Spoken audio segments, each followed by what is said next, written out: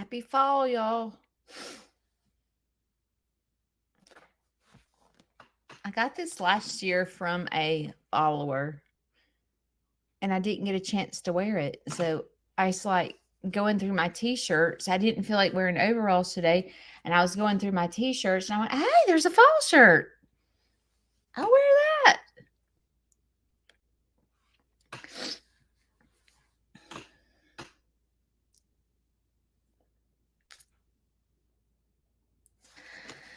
I'll let people get here. I can't decide. I never, like, when I'm at this point, I'm like, do I fix up or do I not?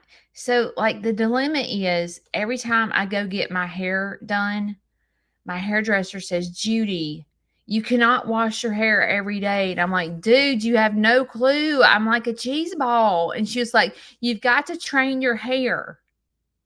And so when I go one day, like I washed my hair yesterday before I went to the doctor. So I washed my hair, I think around 11 o'clock yesterday. So, and it's not even been 24 hours and I'm a daggum cheese ball. And I'm like, you don't understand. It's like so frustrating. I don't know. And it's because I have thin, fine hair. And so when you have thin, fine hair, you're a straight up cheese ball if you don't wash your hair like in the mornings. But I'm trying to train it, but I'm like, it ain't working. People think I got Cynthia hair. Like I'm trying. Good morning, y'all. Good morning, y'all. I have some really interesting things to talk about. It was snowing. Heidi, I have to wash mine every day. I mean, if I don't, y'all can tell when I hadn't washed my hair. It looks like I have not washed my hair in a week. And it's been less than 24 hours. Like I really need to get up, get in the shower every morning and wash my hair. And then my hair will have pretty hair all day. But see, like parts that people don't see is like, like my YouTube video that I just put out Tuesday and I flipped the pigs and all that stuff. Well, I had done my hair that morning and then I did not know that I was going to be having to help the farrier flip pigs. And here I am in my makeup and my hair down and it's curled and everything. And then I'm flipping pigs and then I'm pouring sweat. And then my hair's wet. Then I go and I put my hair up in a bun like this when I go to check on Larry. And then I reach down to try to scratch Shishi's belly. And then Taterbug grabs my knot on my head and pulls it. And I'm like, I feel like sitting down my hairdresser and going, will you just follow me around for one day and watch what all happens with my hair in my farm? Because they think it's hay. They chew my hair. I sit down on the ground almost every day in the farm. So like, I feel like just disobeying her and just washing my hair every day, but I'm trying really hard not to because she's telling me that I'm ruining my hair.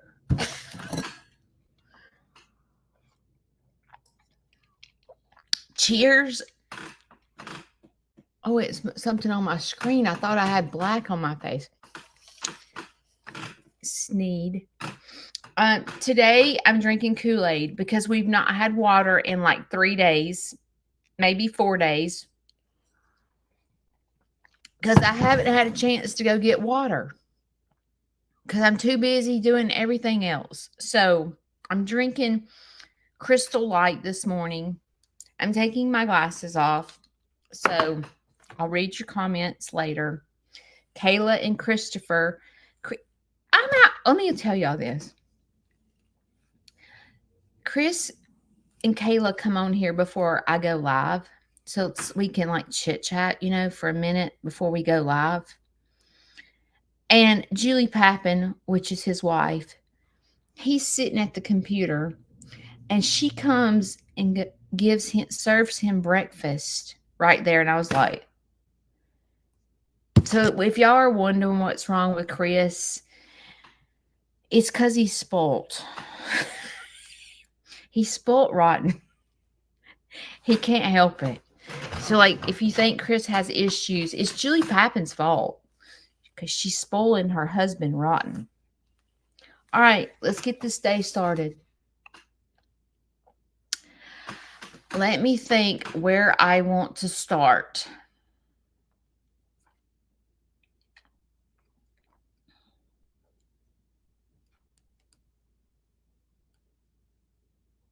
Sometimes when I'm trying to teach a lesson, it's difficult to talk and not tell you, like, I don't want to embarrass anybody, like when I tell the story, because first of all, y'all only hear my side of the story. So like if Shane or Larry or my kids or whoever I'm telling the story about was sitting right here, their story might be totally different from my story, right? There's always two sides to a story.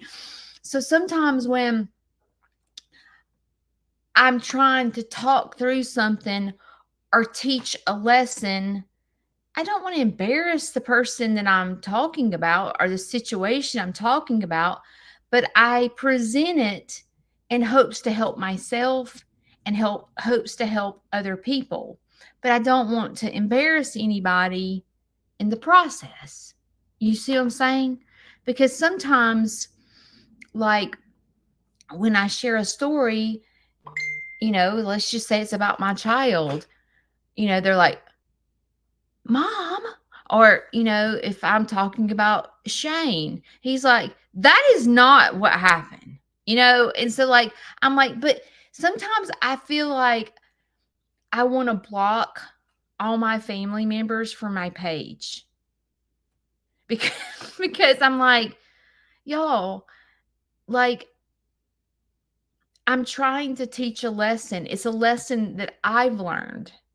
And so when I learn these lessons and I talk about it in a public setting, I'm talking about it to help myself and tell my story in hopes to help someone else.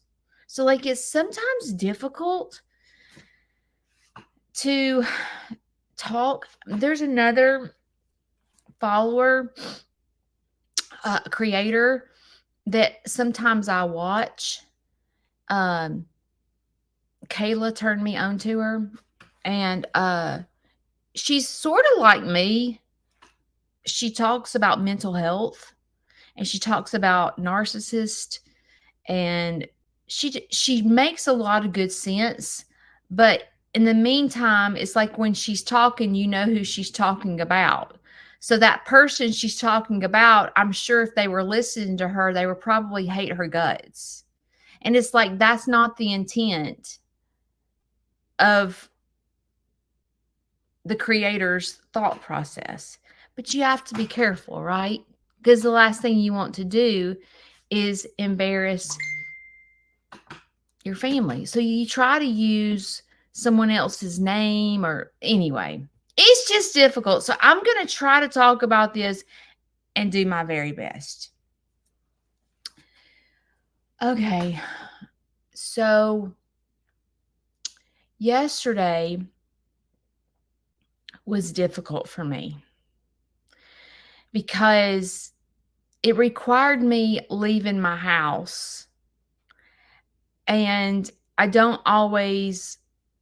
can't really leave my house and feel all warm and fuzzy inside because I have someone that's bedridden in my house. So like Shane don't get home. Shane works a full-time job. So it's me by myself. Well, the feed store closes at 6. So in order for me to go get feed, I have to leave my house. Or if I need a mental break and say, I need to do something with myself. I'm not doing good today. I need to go to lunch or something. If I go to lunch, I go through the drive-through and I sit in the parking lot and eat as fast as I can because I have to get back home. So like it's almost as if that I can't just relax. Like, when I'm in the house, I feel chaotic. And so, and then it's like the chaos. And go with me for just a minute. Maybe you're not experiencing the same thing as me, but you are. So maybe, like, I don't know, you have children at home, or you and your husband are home by yourself all the time, and you just feel like, oh my God, I've just got to get out of this house. I can't breathe. You know what I'm talking about? I don't know if any of y'all can relate to me, but like, you're just like, you feel smothered, and you're like, oh my gosh, listen, I've got to go. I've got to get out of this house. I don't care if I just go walk around Walmart. I've got to get out of this house. And so yesterday, I had to go. I told you guys in August, the nursing home said to me that I needed to pay off Larry's car. This was before Medicaid denied him. So I went to the bank, I got a cashier's check, and I mailed it to Toyota to pay off his car. Well, that was like the 1st of August. Well, like a couple of weeks later, they took a payment out of his checking account. And I was like, oh, they just haven't done the process yet. Like, it's going to take a few weeks, I guess. So I didn't worry about it. Well, September has come, and they took another payment out of his checking account. Okay, something's not right. So I called. I couldn't figure out how to get Toyota on the phone, because they were, you know how when you're trying to get an operator and they're like, press 1, press 2. I couldn't get anybody on the phone. So the way you have to message them is send an email. So I sent an email and I said, hey, I sent a cashier's check in this amount to pay off his car, and y'all are still taking payments. Did you receive it? Well, like a week later, they respond and they said, we did not receive it. And I'm like, oh gosh. So then I went to Wells Fargo and I said, hey, Toyota is saying that they did not receive this cashier's check. What do I do? So then they had to go get a copy of the front and the back of the check to show that it had cleared the bank. So then I had to take that check back to Toyota and say, it's cashed. Here's the account number it shows that it was applied to, but it doesn't show it's cashed by Toyota. It actually has no one's name on it, but it looks like it went through a print machine, because it has a stamp on the front that says received by accounting.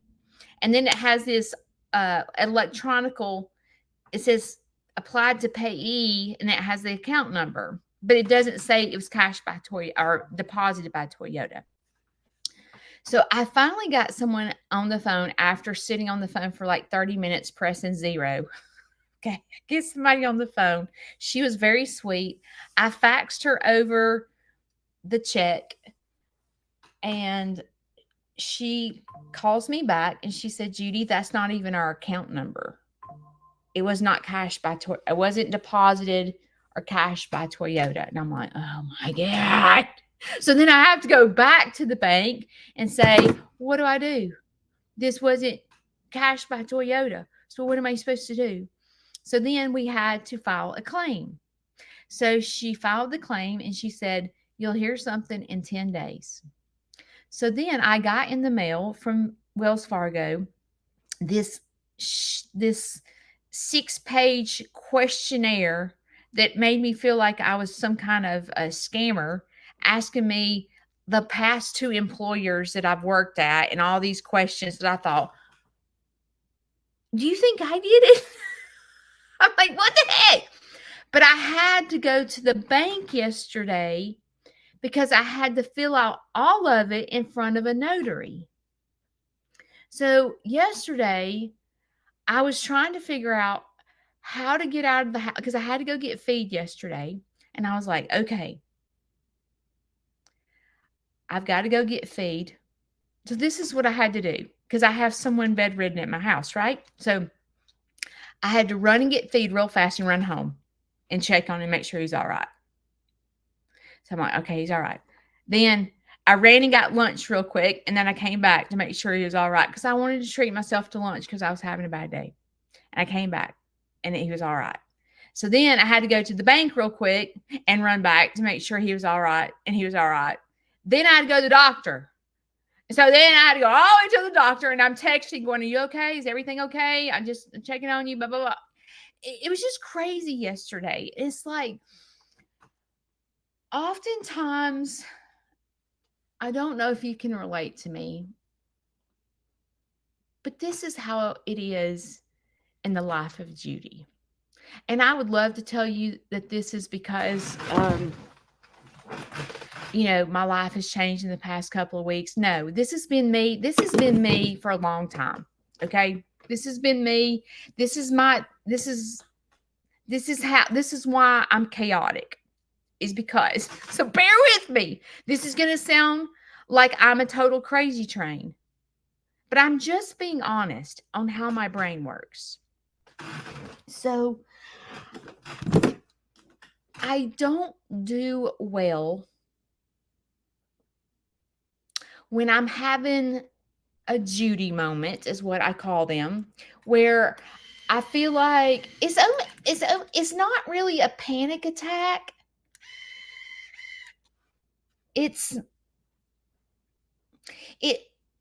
My panic attack is not really a panic attack. Maybe it's an anxiety attack. I don't know what you call it.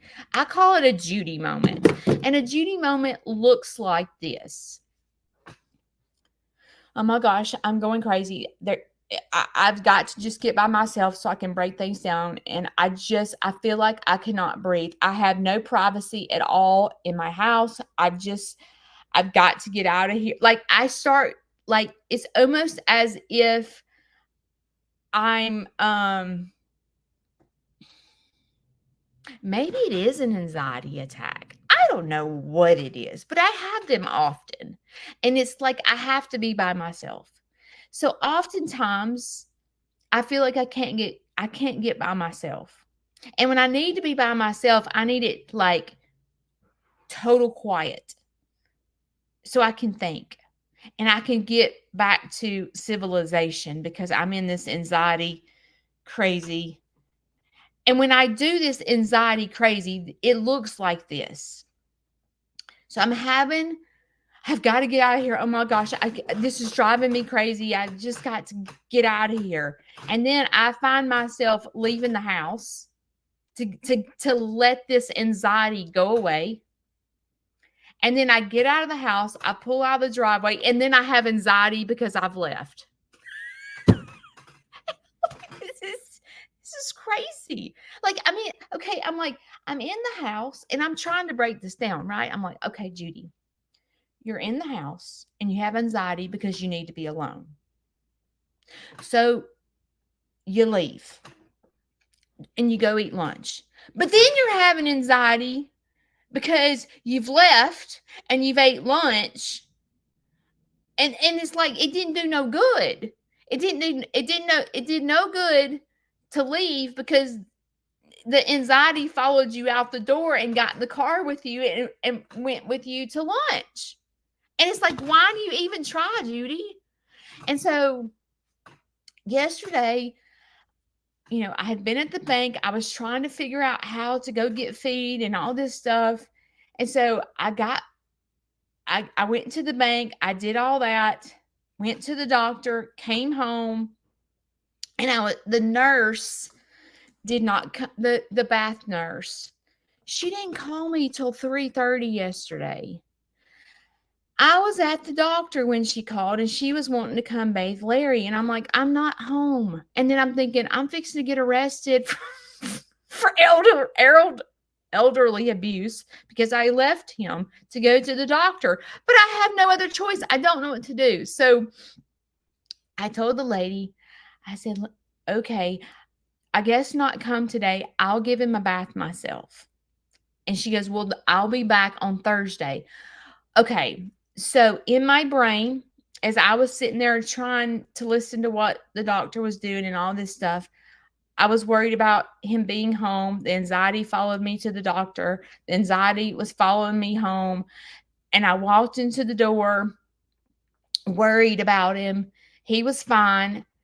And I went and fed him. No, I said, hey, I have got to put feet up tonight. So I have to give you a bath before I fix supper. And so then, to make a long story short, he's had no pain at all. Like every time the nurse comes in, are you okay? She asks every time, are you in any pain? No, I'm good. I'm good. And every time I go in there, he's good. He's either asleep or, he's on his cell phone, and I go in there to give him a bath, and all of a sudden he is in so much pain that he can't take a shower. And I'm like, what the heck is going on? So I walk away and I go fix supper. And he's not expressed pain at all. None. So then I go fix supper and I'm like, I guess I'm not giving him a shower. So then anxiety starts hitting me because I'm like, he has not had his hair washed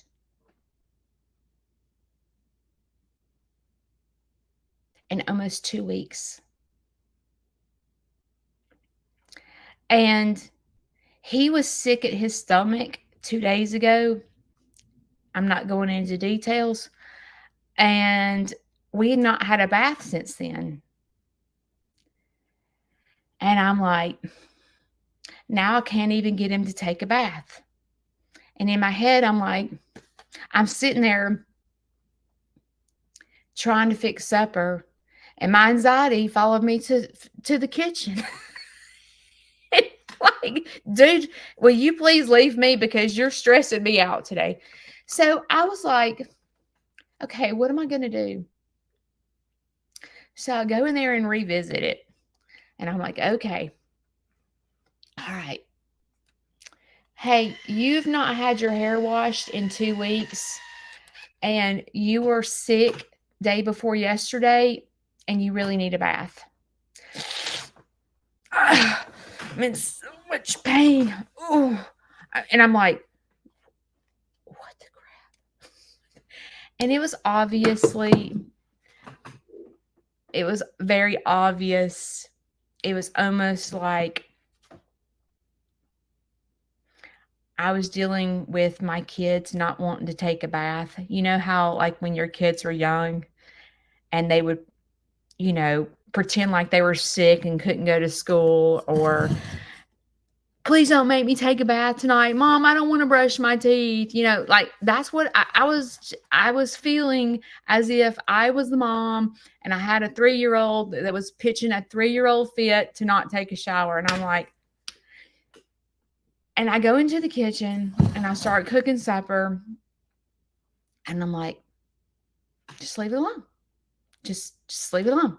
If he doesn't want to take a shower, he doesn't want to take a shower. If he wants to have a cheese ball head, he has a cheese ball head.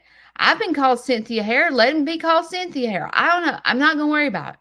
And I'm trying to process the anxiety that is literally just taking over my brain and my body. And I'm like, okay, it's okay, Judy. Calm down. It's okay. And then Shane calls. And so when Shane calls, I have diarrhea of the mouth. Y'all ever done that?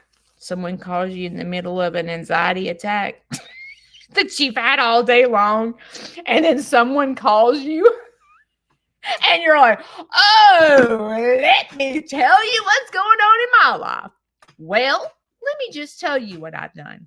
Well, I had to leave to go get feed. Come back, check on Larry. Went and took myself to lunch, had to come back and check on Larry. Went to the bank and dealt with his Toyota payment all afternoon and be scammed. Talked to like I'm a freaking thief. Come back and check on him. Try to go to the doctor. Come back and check on him. Try to give him a bath. He won't take a bath. Blah, blah. And I'm not breathing. I'm like having diarrhea of the mouth, and I'm not even breathing through the whole process of it. So what happened? When you have someone that loves you dearly and you have diarrhea of the mouth and you talk so fast that you don't breathe and you're getting lightheaded, the person on the other end that loves you dearly is mad. And they're like, you have quit your job, Judy, and you're trying to figure out how to take care of this man at home, and he won't take a bath. And I could feel so the anxiety entered me that morning when I was trying to hurry up and do everything with him here. The anxiety was following me everywhere. It followed me to lunch. It followed me to the doctor. It followed me home. It followed me to the kitchen. And then the second I start talking to someone that loves me dearly, the anxiety is now transferred to the person in the other side of the phone. So now me and Shane both have anxiety because I had diarrhea of the mouth, because he called and I didn't pause. I didn't take a break. I didn't say, hey, I need a minute. Can I call you back? Because it all happened so quickly. I just had diarrhea in the mouth and said how I felt and didn't give myself a moment. So now I've caused Shane to go off the deep end. When I get home, I'm putting my foot down. We have opened up our home. You have quit your job, and this crap is not going to happen. And so then I'm like, my anxiety kicks in high gear because now it's me and my stepdad and Shane, and I don't want to cause a problem. And now I've caused all this anxiety to Shane because I had diarrhea of the mouth, and I don't want him to go in there and call. It's just like crazy. So then I'm like, okay, I've got to handle this myself before Shane gets home, because I don't want Shane to come in here with anxiety and do something or say something that we're all going to regret. And I felt like it was my fault because I didn't pause. I answered the phone in an outraged moment because as I was cooking, I was like, this is ridiculous. Sit here and act like a 3-year-old that you in all this pain because you don't want to take a shower. This is, I'm stirring myself up. That's so disgusting. You've gone 2 weeks without washing your hair. I can't even go a day.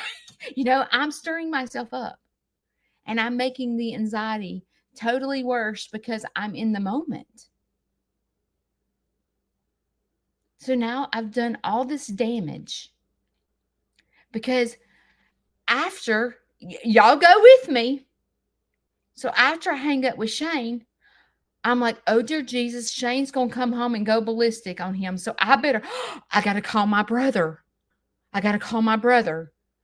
Oh my gosh. So then I call my brother and I'm like, oh my God, you're not going to, and I'm going, not even nothing, telling him the story, what I did all day. So then I've made him mad.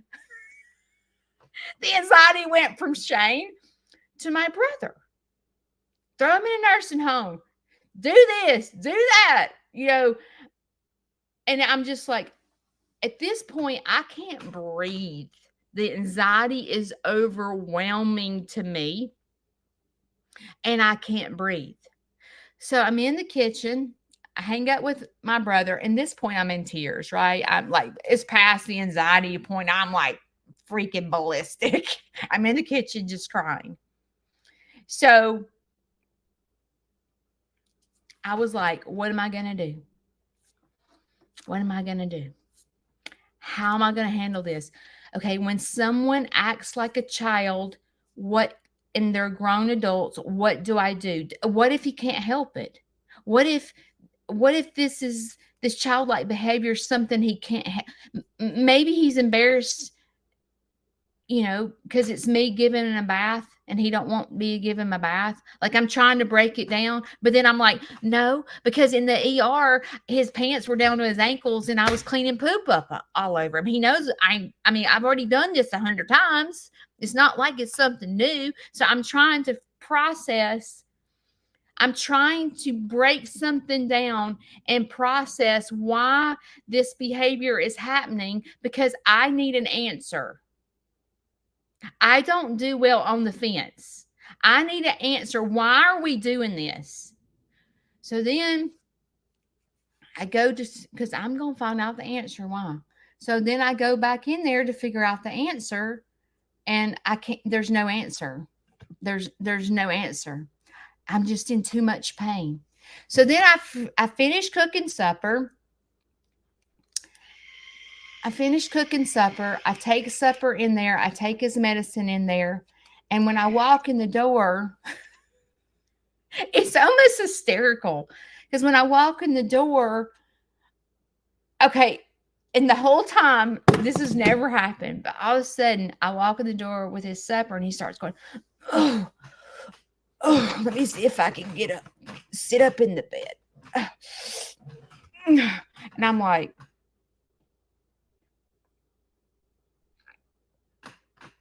really? So then I start taking it personal. And I'm like, you're really going to do this to me?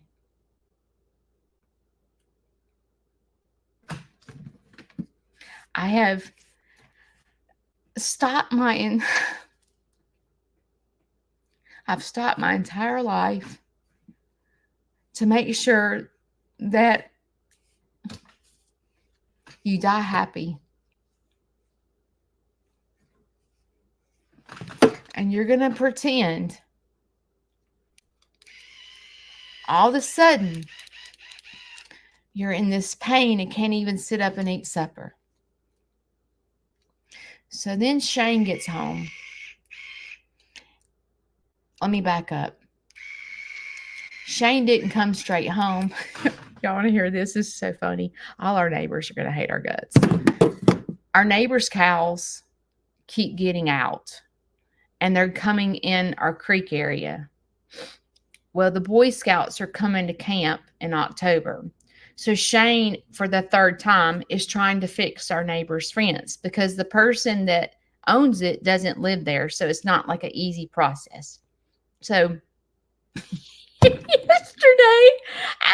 when I got home from the doctor and I was out there having anxiety, I'm walking the dogs and my neighbor's cows have gotten in my hay barn and are having a party in the hay barn eating my hay. Yeah. And so I have to call Shane. And I'm like, dude, they're eating our hay. They're laying dumps all over our front yard. There's big old cow patties all over our front yard. And I said, we've got to handle this. And so Shane, instead of coming straight home, he said, hey, I'm going to go over there and figure out who owns these cows and get this handled. And I said, okay. So it was a good thing because Shane didn't get home till after 8 o'clock because he sat over there talking to those people. So apparently, like, the whole family's name is on the property. Don't do that. If you're an elderly person and you put everybody and their grandmother on the property, it's a nightmare. Anyway, so they leased the property out to this guy. So they were going to have to call that guy and tell him to come handle his cows. And his cows are in there eating my hay. Anyway, so when Shane got home, he was calm because the lady was telling him that she wanted to sell. Shane goes, we would love to buy this acreage. And she said, I want to sell it, but I got to get my brothers to sell it. And I thought, would this not be an answered prayer if we bought that property that butts up to the back of us? And it's a big old hay field. with grass. So anyway, so Shane came home going, we might get that property. So his anxiety had left him by the time he got home. So then I'd already put the animals to bed. So him and I sat down and he said, Judy, the reason I was late is because that lady that was talking to me took care of her parents for 5 years. And she sat and talked to me about how I need to take care of you. Because she explained to Shane, God, I hate crying. She explained to Shane how hard it is, to be a caregiver. And so Shane came home being very sweet, very kind. Sorry you had a bad day. And so he went there. He goes, I'm going to go in there and talk to Larry.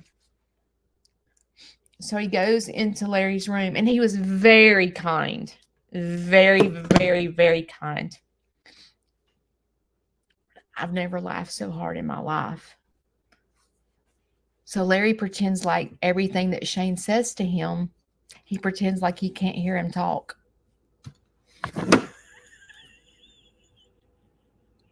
And me and Shane, we were like, oh my God.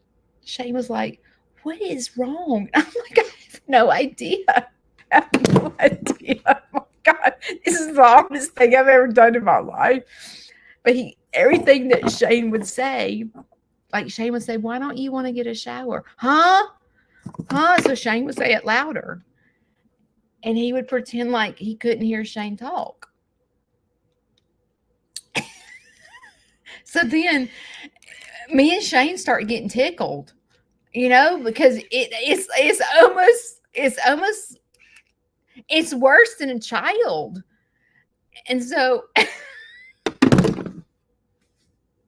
Shane was like, this is crazy, Judy. Like, this is crazy. And I was like, I know. It's really crazy. It's crazy that I have to sit here and deal with this every single day and give up what I absolutely love to be dealing with stuff like this. It's difficult, and Shane was like, Judy, I wouldn't close your farm. I would just go back to doing what you're doing. Just go back. He don't want to take a shower. Just leave him alone. Leave him alone. I said, I know, but what's going to happen is it's going to be worse for me, because then he's going to get a yeast infection from not cleaning up, and he's going to have breakdown of his skin. So he's going to get, bed sores that I'm going to have to take care of. And I see the bigger picture, but I'm talking to a 3-year-old that doesn't understand. But the thing is, he does understand. He does understand. He's just he didn't want to take a shower.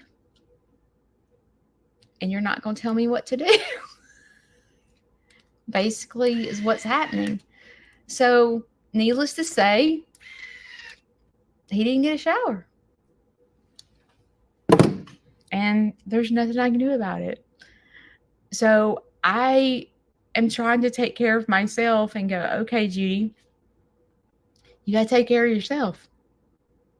At the end of the day, you got to take care of yourself. And what does that look like? And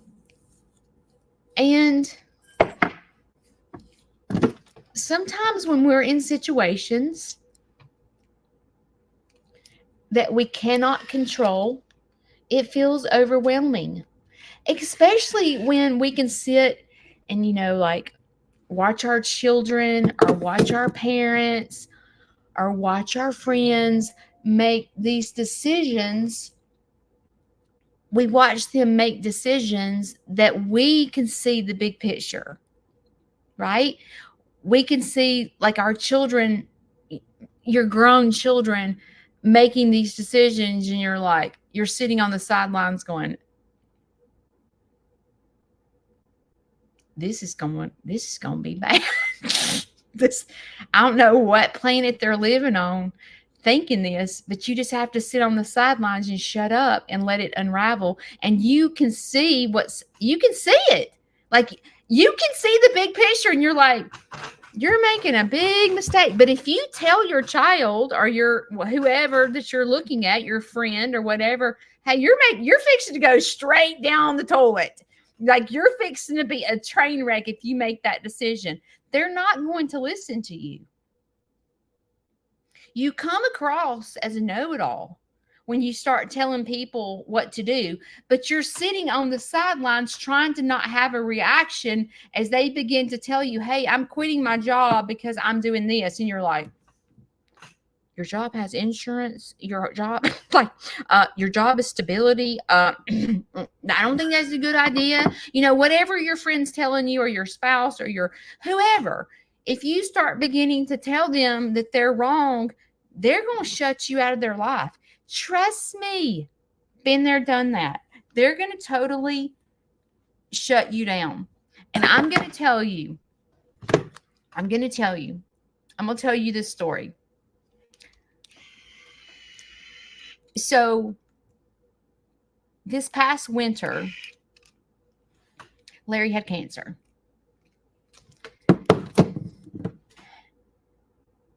And we were going to treatment in Birmingham every single day, right? And we were getting out in the December, January weather, which was like 15 degrees outside. He has cancer. His immune system's down, and he didn't want to wear a jacket. And I said, it's like childlike behavior. And I'm like, hey, it's 15 degrees outside, and your immune system is like in the floor, and we really need to wear a jacket. No, we really need to wear a jacket.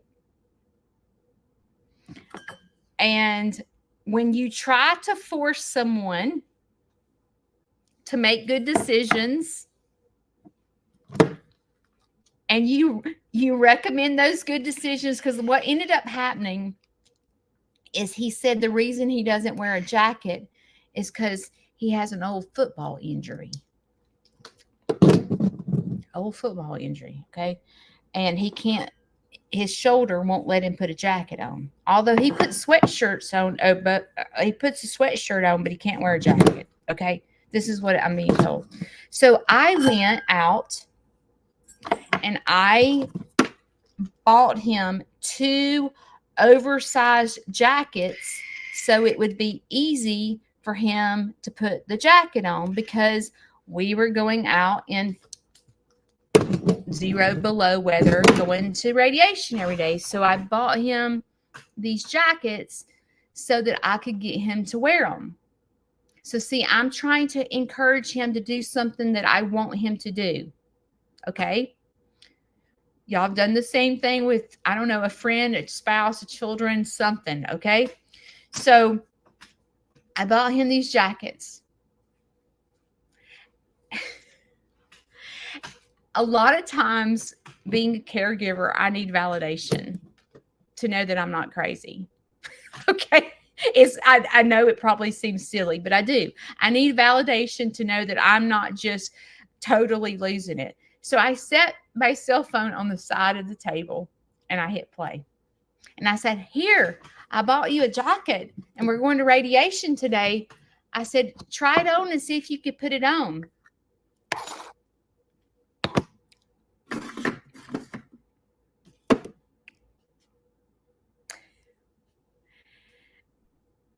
And he's pretending like that he is in so much pain putting on the jacket. It was the best acting I had ever seen in my life. And the funny thing about it was the wrong shoulder that he was in so much pain with that he couldn't put the jacket on. He was in so much pain, and it was the wrong shoulder. And I had it on video for validation. So when Shane got home, I'm like, dude, how's your day been? Let me show you how my day's been.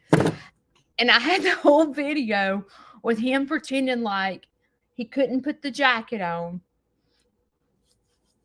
because of an old football injury. I wasn't telling him what to do. And so Shane goes, Judy, just let him go to radiation with no jacket on. Just quit forcing him to wear a jacket. And see, I could see the big picture. I could see he's got cancer. He's on radiation. His immune system's down. It's 15 degrees outside. He's going to get sick. And then I could see, oh my God, he's going to be in the hospital. And then I'm going to be in the hospital every single day with him. And it's COVID. And I can't, like he can't have visitors. Like I could see the big picture. And so I'm having anxiety trying to get him and force him to do things that are out of his comfort zone. Now, I'm the type of person who I want an explanation. I want to go, dude, wrong shoulder. You're fine. Put the flipping jacket on. Like, put it on. Oh, shoot. Like, put it on. Put the jacket, but I didn't. I called Shane instead, and my anxiety went across to Shane on the cell phone, and then Shane's going, I didn't freaking work. Just freaking let him go to the hospital with no jacket on, Judy. Just stop it. Stop it. So then I've caused him anxiety at work because I'm venting. You see how this just goes like this? And when you're the person that can see the big picture, you just want to go and slap them across the face and go, quit acting like a 3-year-old. Dude, you're fine. Wear the freaking jacket. But life doesn't work that way. It doesn't work that way. You have to, and you don't realize it, but when you're trying to vent to your spouse, he doesn't say this, but you can see it. I cause him so much anxiety because I have anxiety. So that tells you right there, I'm like, okay, I'm not doing well. Like, I need to get my crap straight. I need to practice what I preach every Monday and Wednesday because I ain't doing so hot. I am not doing well at all. But who would? I mean, I've got to be normal, right? And so I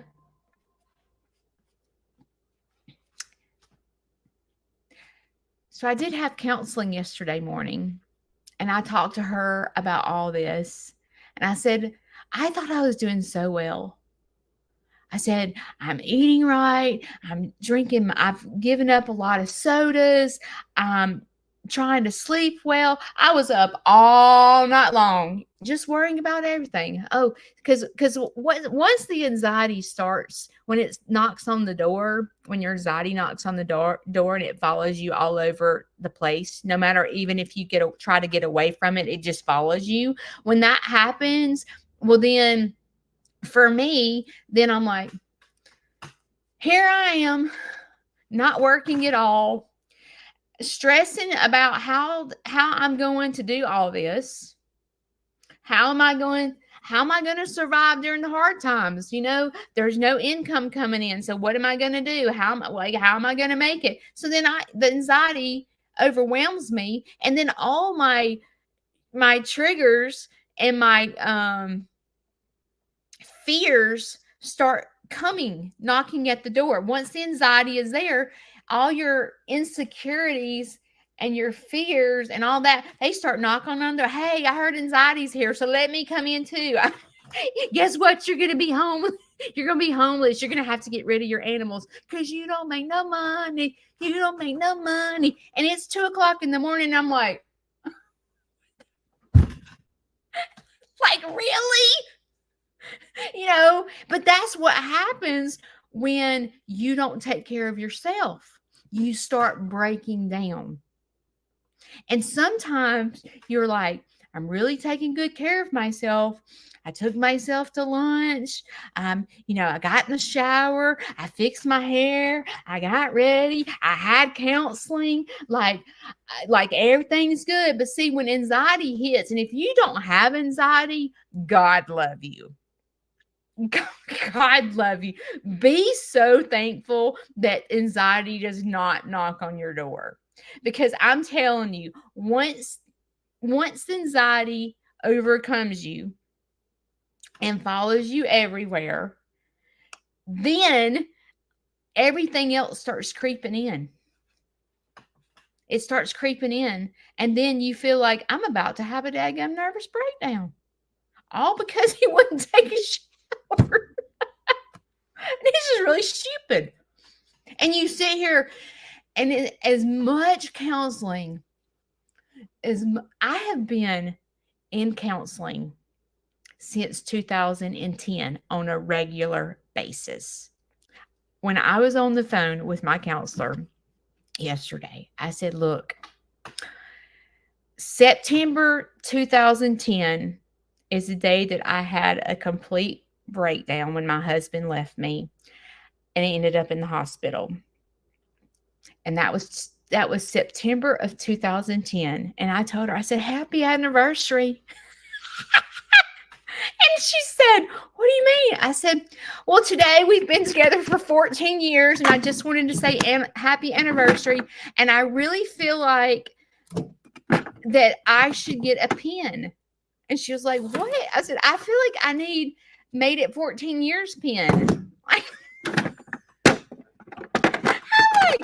said, I need to know, am I the only patient that has made it 14 years with you? She's like, I don't really know. I said, well, I need you to do some research because I have stuck with counseling for 14 years and I'm still a train wreck. The difference in me today versus 14 years ago is I know when it's too much. Now, I might not know when it's too much until it's too much, but I'm able to reverse it. I'm able to talk about this brain of mine that is on the struggle bus. I'm able to say it out loud. I'm not embarrassed about it. It doesn't embarrass me to go, I wake up every single day and I'm a complete train wreck. And I have to force myself to make good decisions and get on the right bus. Because if I don't, I know what's going to happen. And yesterday, it was all just coming. And I didn't even get to tell you how the day ended. Let me tell you how my night ended. This phone number is calling me, right? So it was like a 506 area code now, and it said possible spam. And I was like, and I'm just deleting it. I'm not answering it. And it is calling. And I delete, it calls. I had delete it. I'm like, dear Jesus, is this Larry? And this is anxiety too, but like what happens is because Larry is on hospice, I get these random calls from the nurses and the social worker and the chaplain, and they're calling from different area codes, and I don't answer the phone. And then they're trying to come make an appointment, and I'm not answering the phone. So I'm scared not to answer the phone sometimes because I don't know what's happening. I have all this chaos going on. And so I finally went, okay, I guess I should answer the phone. So I answered the phone. And it said, this is Amazon. Someone is trying to change your password. And I hung up the phone as soon as they said it. I was like, this is a scam. Hung it up. They called me right back. I picked it up again. And I was like, okay, maybe this is like really Amazon. You know? So they said, if this is not you trying to change your password, press 1. I'm like, well, I'm not giving out information, so I'll press 1. So I pressed 1. And then it said, I'm sending a code to your phone to verify that you are who you are. So they sent a phone, and Amazon does that sometimes. You know how they do that when you sign on?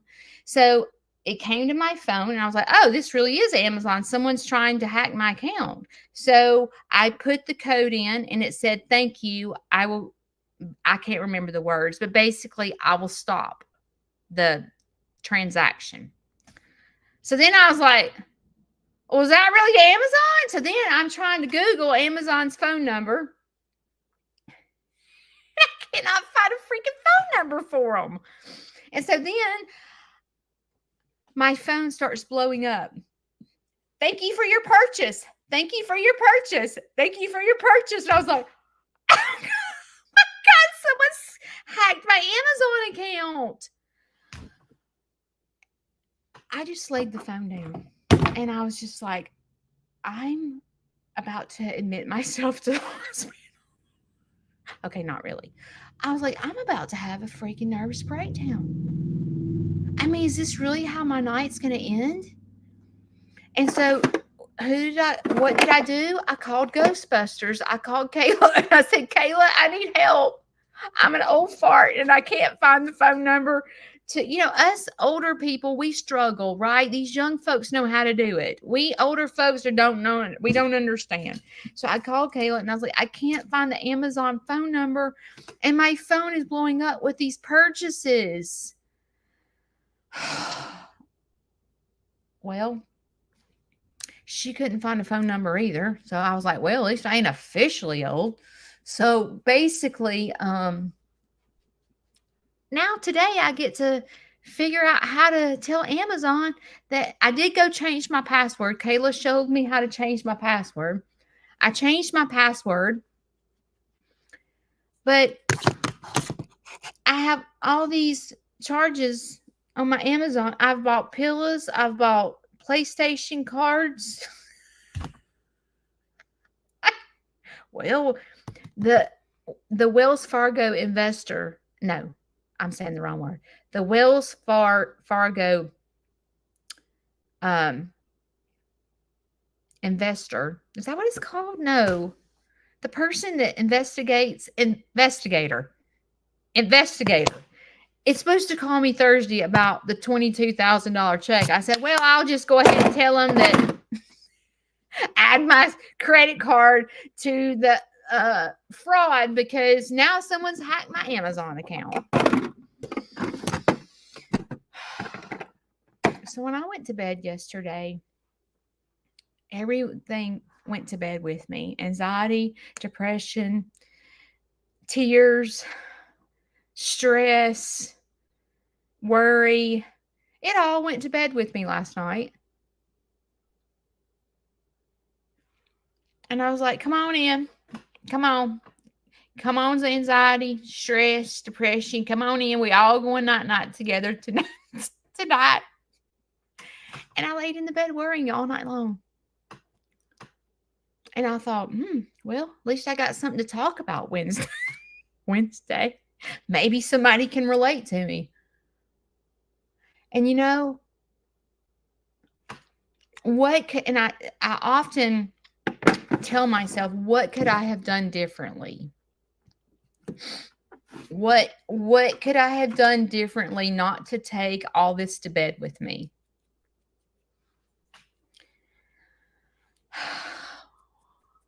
And I've got to think about it. What could I have done differently? I don't know. Sometimes you just have a bad day. You know what I mean? Sometimes you just have it's just a bad day. And I think what I could have done differently is, number one, not had diarrhea of the mouth to Shane. I should have phoned a friend instead of Shane. Someone that was not going to react, like, how you've got friends and they ain't going to call Larry and tell him to get his butt up and get in the shower. You know what I mean? He's got a crusty butt. Like, my friends are not going to say that to him. Shane would, but my friends aren't. So, like, I should have probably phoned a friend. So that I could have done differently. Does that mean that I shouldn't tell Shane what is going on? No. But if I would have told Shane in a calm voice, when I had a moment to process it and think about it, it probably would have gone a little different. I shouldn't have called my brother. I should have phoned a friend. But sometimes, when you got friends, you just you don't want to be a burden, because I would love to tell you that this is the first time that this has happened, but it's not. So you just don't want to burden people with your problems. You know what I'm saying? And go, okay, here we go. Here we go. Here we go.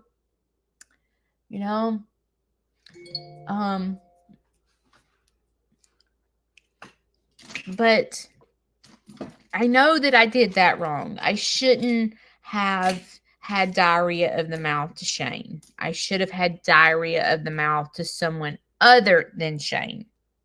Because not that my friend doesn't love me, because a friend would love me, but they would just listen and not react. Shane loves me in a different way. So Shane is going to react because I'm hurt. He's going to want to protect me. Where a friend is not going to go, well, let me come to your house and let me give him a piece of my mind. You know what I'm saying? So that's the difference. So that is one thing that I could do differently is, and honestly, Shane is our provider. And the last thing Shane has a very stressful job. And the last thing that Shane needs is to come home to chaos. He has chaos for 8-9 hours a day. So I know that that's one thing I could do differently. How can I not take that to bed?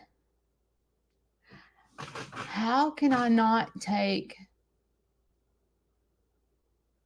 And I know sometimes people say you need to pray. I'm just going to tell you, and this sounds like I am not a Christian. It sounds like I'm not a believer, and I am. But when I try to force prayer during that moment, it almost causes more anxiety. It's almost as if I can't get peace because I'm going, dear Jesus, please take this anxiety away from me. Dear Jesus, please. I'm begging God. Maybe I'm praying wrong, but I'm begging God, and I need him to take it away immediately. And it doesn't always happen that way. So then it causes more anxiety. So praying during a total panic anxiety attack is not good for me. I'm just being honest.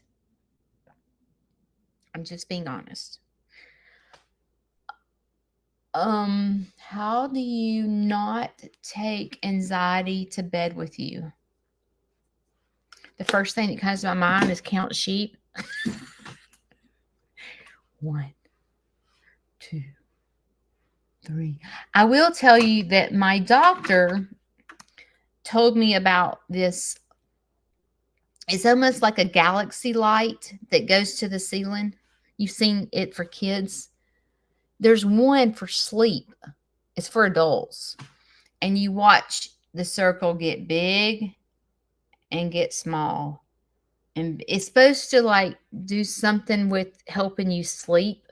I don't know. Maybe I should have went and took a Benadryl.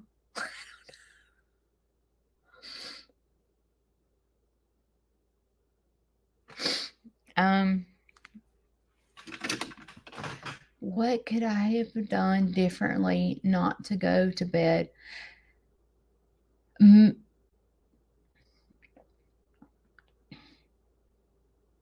Normally, when I recognize it, it helps. Like, okay, Judy, you've taken anxiety, depression, everything to bed with you. But it was too bad.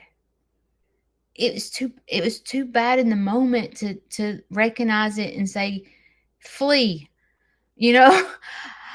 I rebuke you in the name of Jesus. Like, I don't know. I don't know. I wished I knew the answer to tell y'all, but I don't. Go have a stiff drink. I'm not a drinker.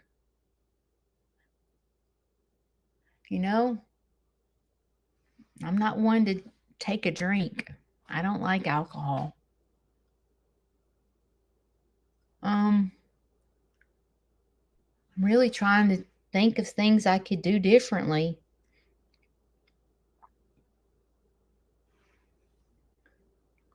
I almost got up last night and just was like, just screw it, I can't sleep. just get up. I don't know, but I didn't. I stayed in the bed. Y'all, it's a perfect example and a perfect testimony showing you how I tell you all the time, who can you control? Yourself. You can't force someone to wear a jacket. You can't force someone to take a shower. You can't force someone to make good decisions. You can't force someone in sobriety. You can't, no matter what you do, you can't fix it. I will never be able to fix Larry's personality. Never. And I can assure you, he knows what he's doing. I can assure you. I've lived with him for it'll be 8 years that I've been taking care of him in April. 8 years is a long time to welcome someone in your house. It's a long time. And it's really sad when your home is your safe place. It should be. And if it's not your safe place, my heart goes out for you. Because your home and your family should be a safe place to be, a quiet place, a sanctuary, loving. That's how your home should be. And when there's just total chaos because people don't work on themselves and don't better themselves and don't work on being the best version of yourself, I don't care what age you are, you should be working on yourself. Because when you give up, you become a burden.